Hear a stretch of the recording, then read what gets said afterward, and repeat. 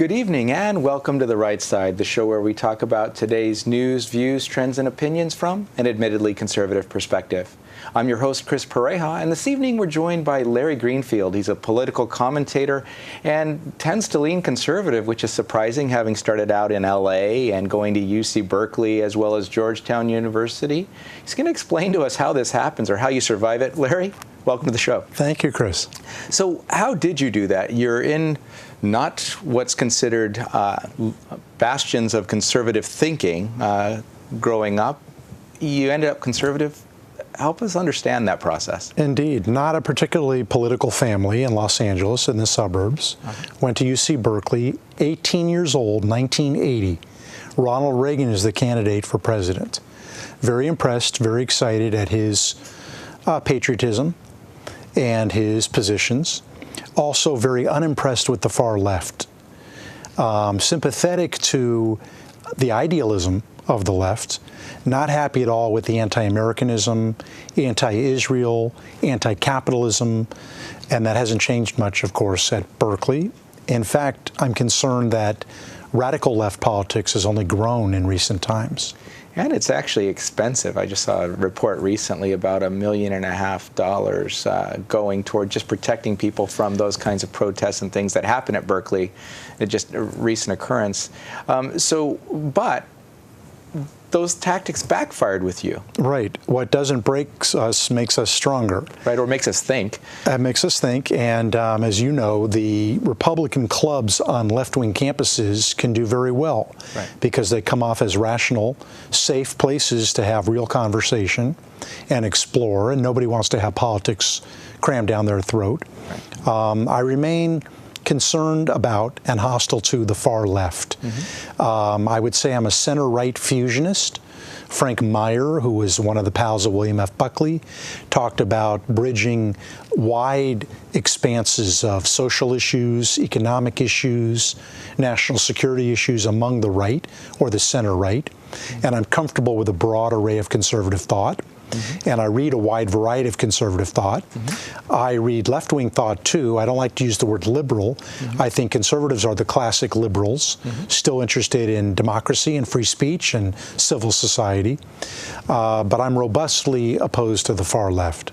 So help us understand fusionist. I've not heard that term. It makes me hungry. It makes me think of restaurants, but I'm sure you have a different meaning. Well, there's a big buffet out there. Right. And a fusionist would take bits and pieces of whatever he or she thought made sense at the time.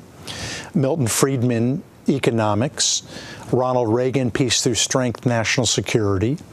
I'm sort of a centrist related to libertarians, who I admire, but also social conservatives, who I admire as well. Right. So fusionist tries to build bridges toward and win elections with a broad conservative agenda.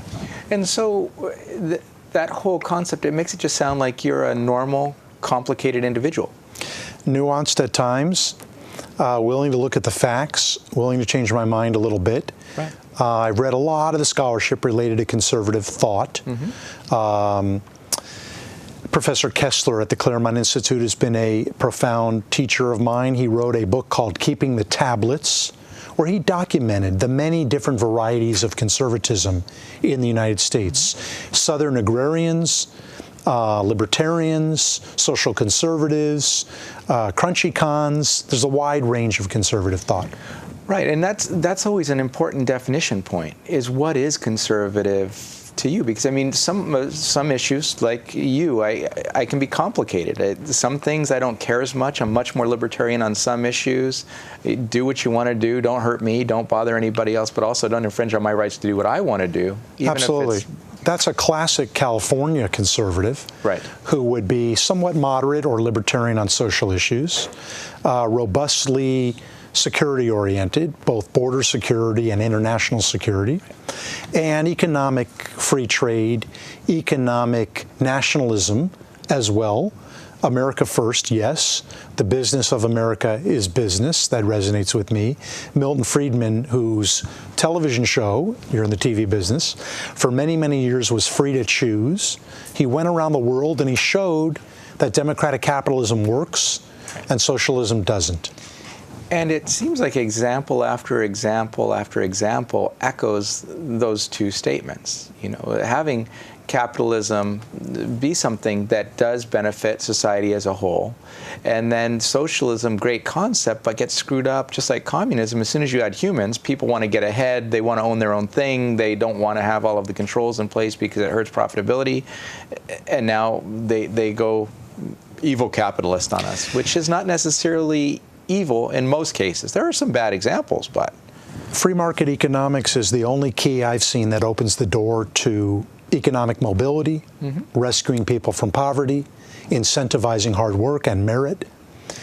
Just a question that I didn't prepare you for. I mean, do you believe that what we have currently in the United States is a free market capitalist society or something different? Great question. I mean, we punish entrepreneurs for, quote, colluding if they keep prices down, or monopolistic practices if they raise prices, or some nefarious anti-competitive posture if they just match their competitors' prices. So it's a little confused. The regulatory burden, the tax system, which hopefully will be reformed and simplified. Wage requirements. Absolutely. I mean, so I support limited government, self-rule, and government which governs least governs best. I'm not an anarchist. No conservatives I know are. Right. We believe in protecting our borders. Right. We believe in a role of government in the national defense. So I'm a prudent conservative. So I lean fiscally conservative.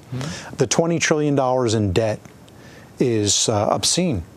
And there is no one really with the ability or the courage or the coalition to slow down federal government spending.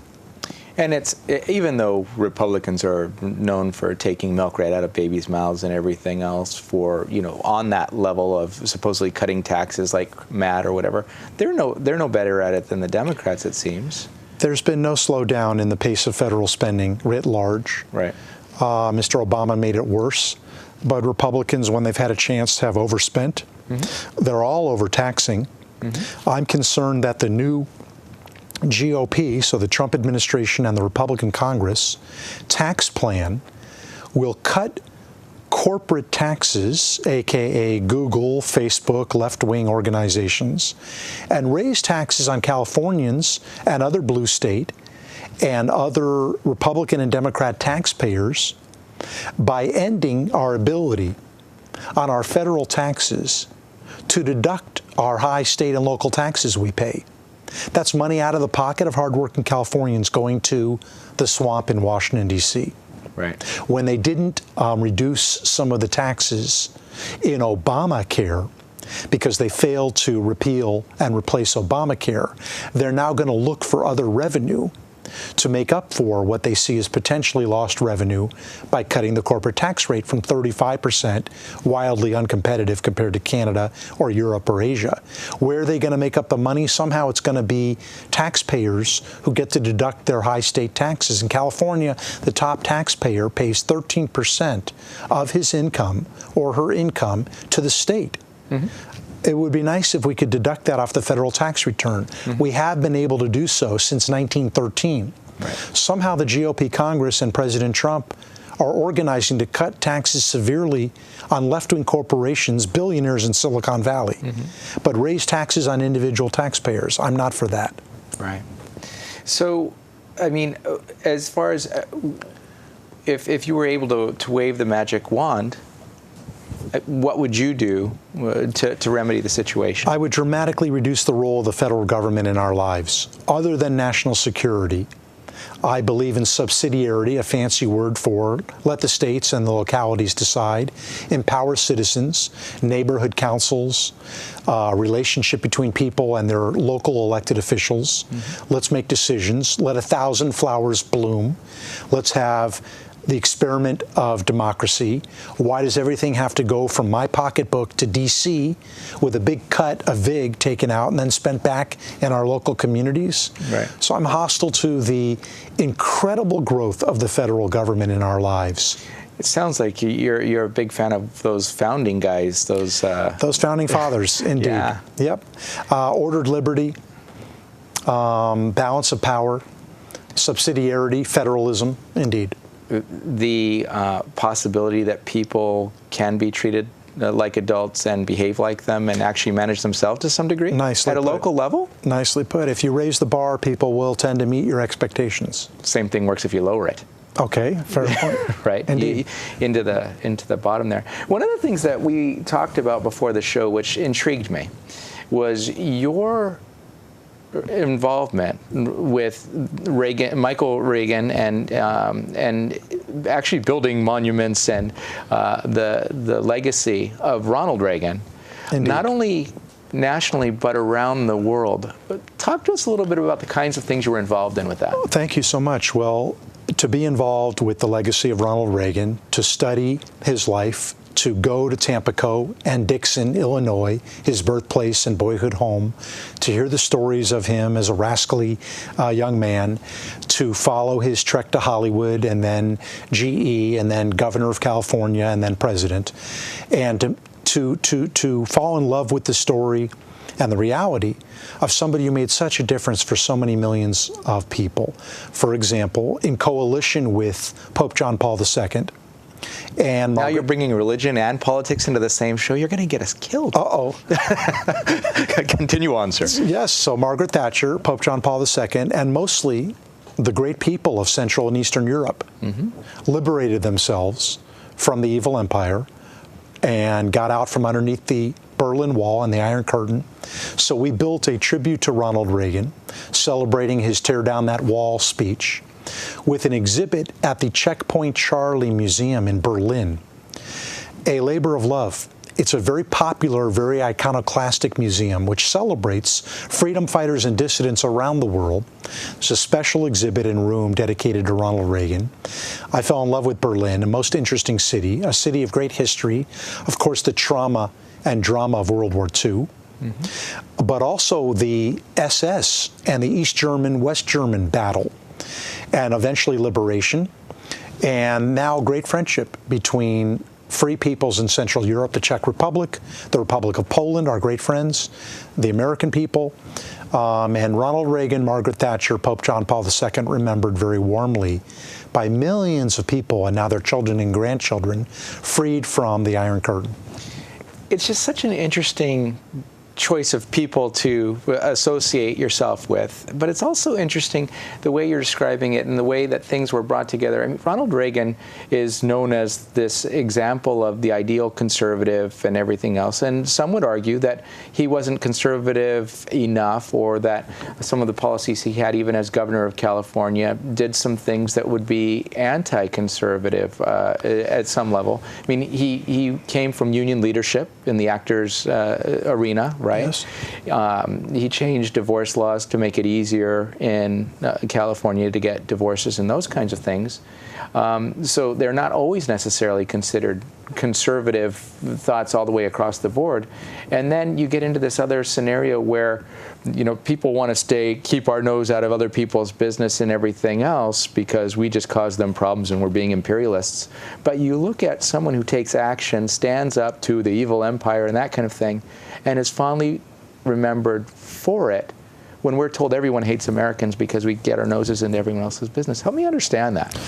Well, you correctly identified some of the fissures within the conservative movement today. I think we should be honest and transparent about that. Right. The Wall Street Journal free traders versus the anti-globalist America First nationalists. On the social issues, we've already identified libertarians versus social conservatives on some issues. And of course, on national security, the democracy-building, forward-leaning American military presence and leadership and action around the world versus bring the boys home, it's not our war. Right. Reagan had a unique personality. He was very charming, very gifted, very good-looking, actually very well-read. He wrote his own speeches, first principled, but he focused on a few main things. He saw the human rights agenda as part and parcel of the anti-communist agenda. He saw tax cuts and liberating the American economy as a question of freedom and growth, economic growth, and that a rising tide lifted all boats. Ronald Reagan admired Jack Kennedy, President John F. Kennedy, who was the last great Democrat, in my opinion, a tax cutter, a hawk, a Navy veteran and hero, and a moderate on social issues, for civil rights in the 60s, but with some care not to go too far too fast. Can Ronald Reagan be criticized as not conservative enough? Yes, in today's terms. Some are severely to his right. He wouldn't mind that. He would say, I'll take what I can get. If I can get an 80% conservative agenda through, I'm not going to be a purist. I'd rather get some wins. Right. But also it showed his ability. I mean, he also had the personality to cross over into many different areas and would laugh a lot of things off. And it wasn't the aggressive go after and pound people, but he could still deliver a strongly worded message. He could, and he was known, for example, in that famous debate when he said, I'm paying for this microphone. And so that kind of showed the people of New Hampshire that this was a man of spine. Reagan was a proud man. He was a man of nature. He loved his horses and his ranch. He was physically gifted, over 6 feet tall and good looking, the great communicator. Trained himself both on ideas and how to communicate them. Spent years being a representative of General Electric in the 50s on the hustings, the chicken dinner circuit, liked people, cared for them. A little hard to know personally all that well. Many great stories about Ronald Reagan. At an early age, he was on the football team at Eureka College in the 1930s when one of his teammates was black and they were not let into a hotel. He said, don't worry, everybody, my mom will house us, and he brought everybody to their home. He was labeled later as being hostile to blacks because he picked conservative Supreme Court justices or otherwise had different views on contemporary legal issues. But clearly he wasn't. He was from Hollywood. He got along well with many range of people. Right. A great personality, a great American. So, going back to that global perspective, when you were involved with setting up, like, for example, the exhibit in Berlin, give us anecdotal stories, or was there a fondness, like even on a personal level, not even just the national level? How would they speak of Americans and Reagan specifically as you were putting this together? That's fair. I mean, the BBC did a documentary about Ronald Reagan. I'm in that. And it was a setup. We thought they were being nice to us. We thought they truly wanted to celebrate Ronald Reagan's life and accomplishments. But it had a European left-wing academic bias. Right. It was actually kind of a hit piece. Right. The Germans and the Czechs and the Poles, and we brought students to Europe to learn about the Reagan Trail and his role in contemporary history, security history, military history. Students like him. The people of Central Europe like him and celebrate him. The people of Israel love Ronald Reagan. Free peoples love Ronald Reagan. Even many Democrats today, I say even, meaning with all of our partisan divide, I think Reagan is admired for being principled and winning as a personality. I don't think he's despised. I think they saved some of that more rough stuff for President Bush or President Trump. Reagan has won over even many of history's critics. Okay, interesting. One of the other things that we were discussing before the show is you were talking about your experience within the Jewish community and how in many cases they still continue to vote in liberal directions, even with the global climate, in cases of being very anti-Semitic. There are parts of the world, especially around Israel, that neglect purposefully, putting Israel even on the map. Help us understand how that continues to lean in a liberal direction within the community. There is a great tradition of conservative scholarship and academics and leaders who've been Jewish. And certainly many conservatives are pro-Israel and friendly to Jews. But still overwhelmingly, the numbers are probably around 70% of the American Jewish community, which only numbers 5 or 6 million. But then there's intermarriage, so more people are brought into that community. It still leans Democrat. Sociologically, the Democrats were warmer to that immigrant group in the early 1900s. People still tend to vote the way their grandma and grandpa did. Right. Ideologically, Jews have replaced their religion with the religion of liberalism. So their synagogue is the Democratic Party with bagels and Jewish holidays. And theologically, many Jews still want to be in coalition with other minority groups, as they see it, against the man, the establishment. I call it fear of the cross.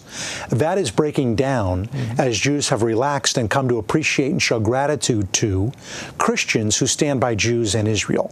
Because you're correct, the left writ large in the United States, on campuses, in religious left circles, the Presbyterian Church, or in Europe, the left is very hostile to Jews and to Israel. Boycotting Israel like the Arab boycott originally. Now we have the left-wing academic boycotts of Israel.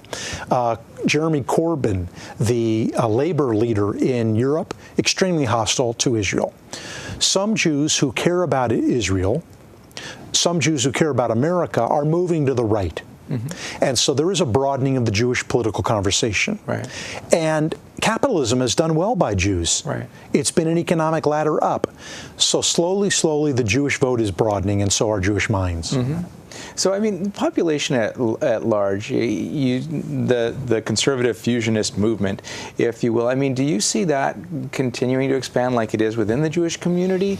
Do you see us going a different direction as a country? I love that question. So polls show that slightly more Americans proclaim themselves conservative rather than liberal.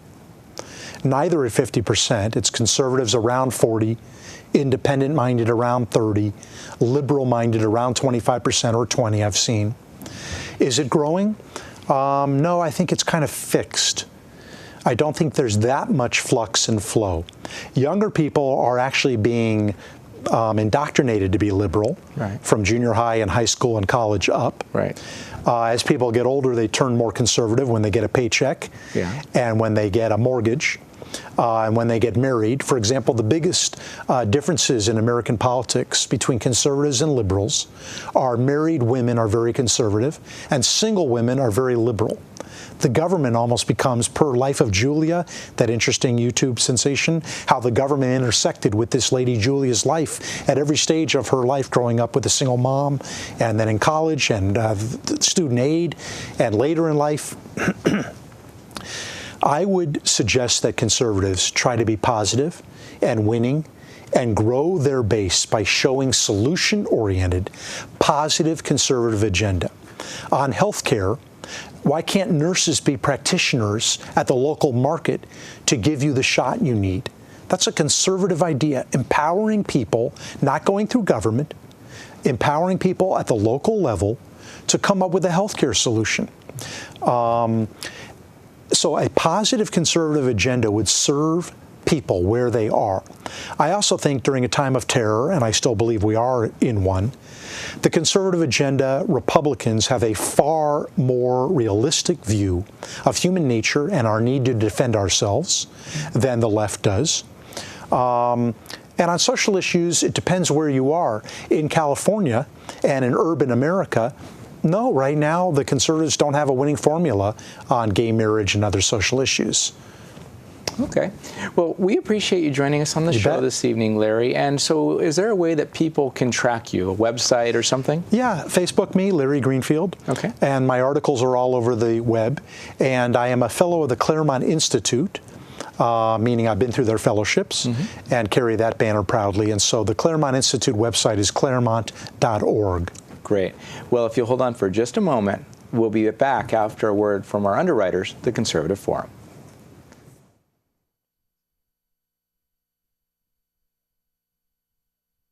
Some people think that a meeting of conservatives in Silicon Valley could fit in a small room. In fact, when the Conservative Forum was founded in 2003, we did meet in a small room, a coffee shop in San Jose. It doesn't get more grassroots than this. It may surprise you that there are thousands of people right here in Silicon Valley who share your principles of liberty, free markets, and limited government.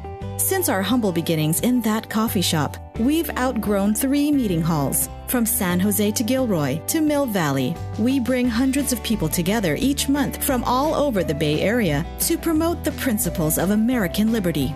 How do we do it? It starts with a stellar lineup of speakers. Speakers like Steve Forbes, Senator Jim DeMint, Dr. Victor Davis Hanson, Lieutenant Colonel Alan West, Andrew Breitbart, Pamela Geller, and many others. These speakers passionately articulate our shared principles and remind us why conservatism isn't just the smart choice, it's also the moral choice. Our monthly meetings are only one dimension of the forum. We underwrite The Right Side, a monthly television show on cable access channel KMVT. We also host a monthly Constitution discussion group and provide tables at our meetings for more than a dozen local groups who share our love of liberty to promote their specific cause. The Conservative Forum is the premier place in Silicon Valley for conservatives to gather, become invigorated, motivated, and empowered.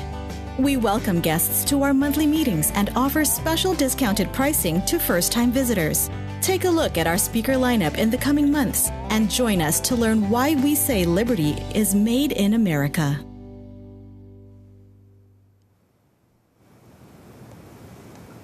And that was a word from our underwriters, the Conservative Forum. They've made the show possible for now our 6th season, and we appreciate them immensely. But what they're best known for is their speaker series, and that's actually one reason why we're often accused of hitting way above our weight and being able to bring guests like Larry into the studio, because they are best known for their speaker series and bringing in talent and conservative thought leadership from around the country and around the world. They meet monthly at the IFES Portuguese Hall at 432 Stearland Road, right here in Mountain View, about 3 minutes from the studio here. And in October, Jonah Goldberg, who's a fellow at the American Enterprise Institute and a senior editor at the National Review, will be with us. And in November, Dana Allen, the CEO of American Uncensored News Network, which has 7 broadcast TV stations in Northern California, will be on tap. And in December, Andrew Klavan, the author of such internationally best-selling crime novels as True Crime, and that was filmed by Clint Eastwood, Don't Say a Word with Michael Douglas, and Empire of Lies are all on his resume. So if you like more information about what the forum is up to, you can find that at theconservativeforum.com. As I said, we get excited about the fact that the Conservative Forum lets us interview and warm up their guests, such as Larry. But Larry has a lot of interesting thoughts and perspectives that we just didn't have time to cover this evening. And just that idea that even though we're told by the media how everyone hates conservatism or that the world hates us for being American, but him working on projects such as building monuments to Reagan in places that may not have been as openly responsive decades ago, is just a testament to how conservative ideals do work when put in proper context and used properly, not to necessarily invade countries in imperialistic ways, but that we can make good on the world's desire to actually live lives that include freedom and the ability for people to achieve what they were designed to achieve. You can look him up, again, on Facebook or other places. Track him down, Larry Greenfield. Thanks for joining us this evening. This has been The Right Side. I have been and will continue to be Chris Pareja, and I look forward to seeing you in person or on the show sometime soon. But if you just can't wait, you can reach out to us at therightsidetv@gmail.com, and we'll get back to you as soon as we can. Have a great night.